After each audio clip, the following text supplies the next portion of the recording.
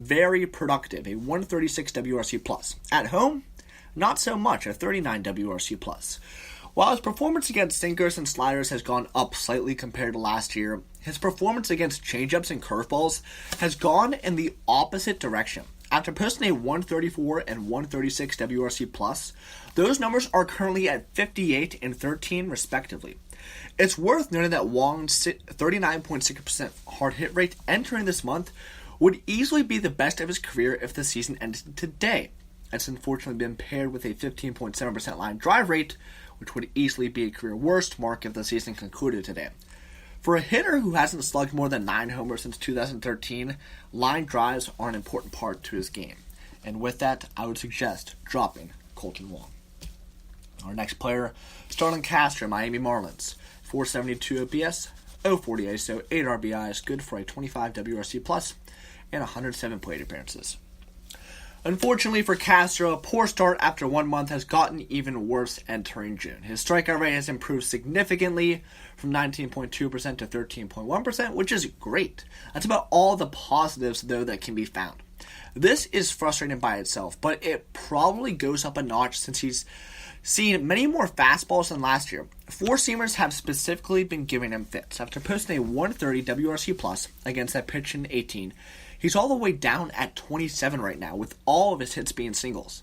In fact, there's only one pitch he's faced where he's produced a WRC+ better than 66. That would be sinkers, which is handled well to the tune of a WRC+ of 125. While he's not hitting a ton of fly balls, what he is getting in the air isn't doing much for him.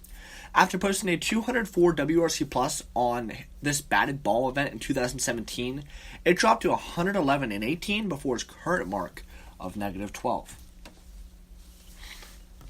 And our next player, Maikel Franco, Philadelphia Phillies. Last player. May stats, a 476 OPS, 091 ISO, 1 homer, 8 RBIs, good for a 17 WRC+, and 93 plate appearances.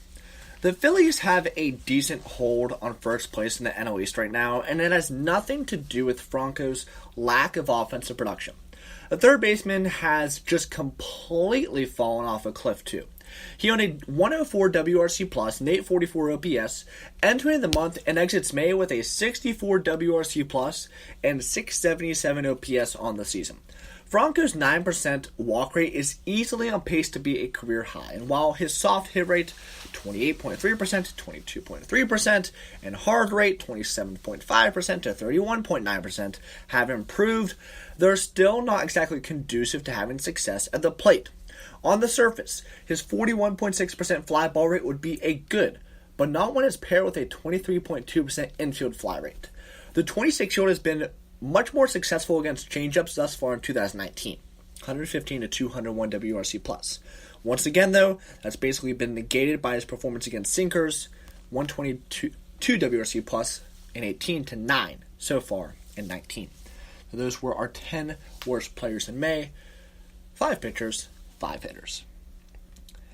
Yes, there are still 4 months of play before October hits. However, with 2 months officially in the books and Memorial Day in the rearview mirror, sample sizes are big enough to actually start drawing concrete conclusions.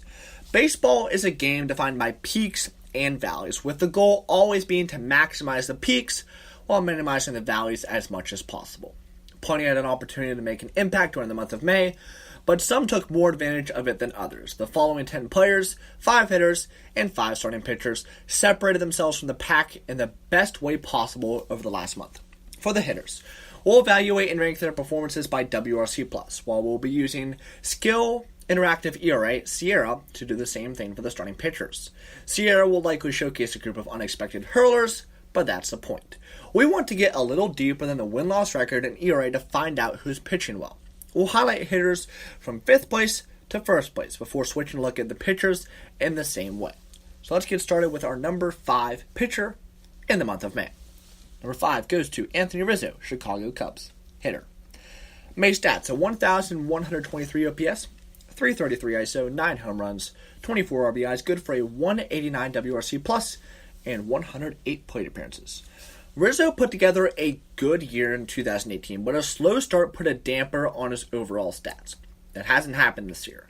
He had a solid first month followed by an even better second month. He's posted 2.3 F4 with 15 homers and 42 RBIs through 232 total plate appearances. In 665 trips to the plate last year, he produced 2.9 F4 with 25 home runs and 101 RBIs. The first baseman has actually gotten more selective in the strike zone. After boasting a 67.9% swing rate on strikes in 2018, the number is down at 60.7% in 2019. The result has been him making hard contact much more often, evidenced by a 43.6% hard hit rate, 34.1% last year. He's also really enjoyed hitting at Wrigley Field in just about the same number of plate appearances. He's posted a 187 WRC+, 1,105 OPS, and 320 ISO at home, compared to a 124 WRC+, 854 OPS, and 266 ISO on the road. Those numbers are still really good, but just on another level when the Cubs are the friendly confines. Our number 4 hitter goes to Austin Meadows, Tampa Bay Rays. May stats: a 1,112 OPS, 315 ISO, 6 homers, 16 RBIs, good for a 195 WRC+, and 84 plate appearances. I think the Rays are happy they finally decided to pull the trigger and send Chris Archer to Pittsburgh last summer. Yeah, I think so too. Meadows had a terrific start to 2019, and it wouldn't have been shocking to see him come back down to reality a bit from the 188 WRC+ he posted in March and April. Not quite though, he just took his production to a slightly higher level instead. When your offensive performance is comparable to Mike Trout, you know you're doing something right. Meadows is armed with an incredibly high 396 BABIP, which likely has something to do with his also very high 46.9% hard hit rate and 29.2% line drive rate. The outfielders' results for this specific batted ball event have also been eye-opening. Compared to last season, his WRC plus has gone from 317 to 365. His soft hit rate has gone from 13.3% to 6.1%, and his hard hit rate has improved from 40% to 54.6%. So, having that lift in peripherals plus hitting line drives more frequently is going to yield a high BABIP. It also helps that he's just been tattooing four-seamers. This is the most common pitch he's seen, and he's slashing for a 415 average, 492 OBP, and a 792 slugging against it, which susses out to a 248 WRC+. Our next hitter on this list is Chris Bryant, Chicago Cubs. May stats: a 1,162 OPS, a 385 ISO, 10 home runs, 22 RBIs, good for a 197 WRC+, and 115 plate appearances. The Cubs didn't have the budget to make a big splash for an offense that struggled in 2018. They were just hoping Chris Bryant would return to being his normal self. After a pedestrian March and April 109 WRC+ with 3 homers, he's come back with plenty of thunder. How much thunder? Well, he's on that 2016 National League MVP pace. Actually, a little better. A big theme for Bryant was to get his quality of contact back on track. In 2015 and 2016, his hard hit rate didn't crest below 37.5%. But from 2017 to 18, it didn't get above 33%. So far in 2019, his overall hard hit rate is 38.5%. What's interesting about this power surge is that the third baseman's batted ball profile in May didn't necessarily look as good as it did in March and April. His fly ball rate stayed above 40%, but it also included a huge uptick in infield fly rate, 33.1% to 20%, and soft hit rate 11.4% to 20.8%, while his hard contact numbers remained about the same.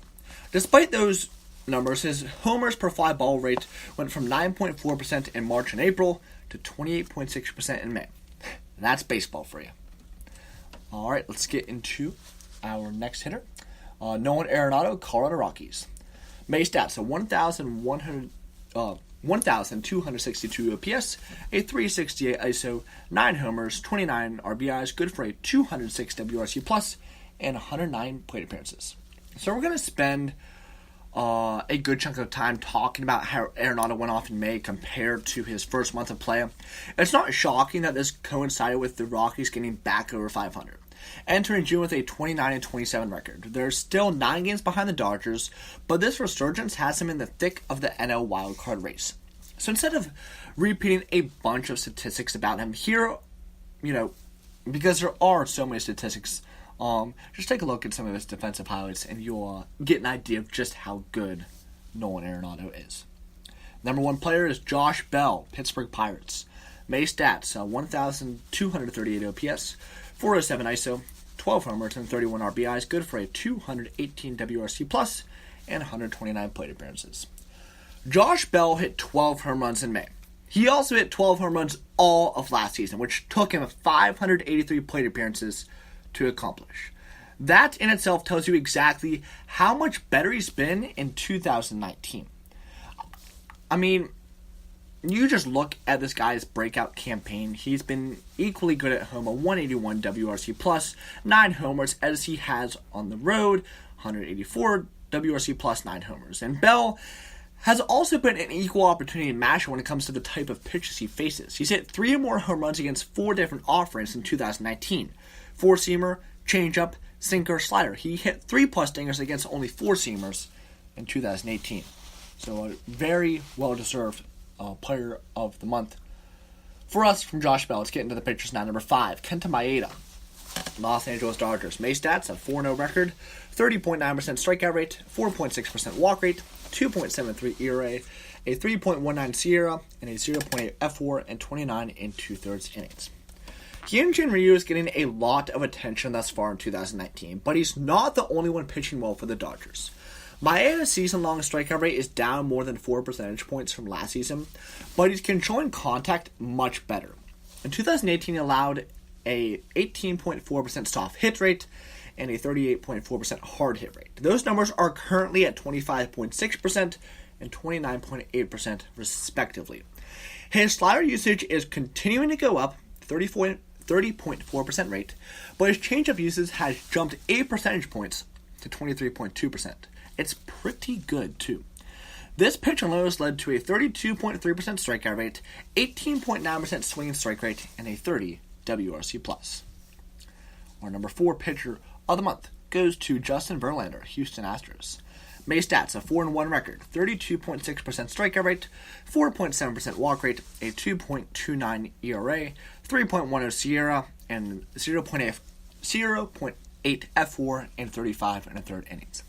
This dude just refuses to age. He's got himself well on a Hall of Fame trajectory at this stage of his career, and his latest streak of dominance with Houston will undoubtedly put an exclamation point at the end whenever he decides to hang them up. Verlander is allowing 1.47 homers per 9 innings this year.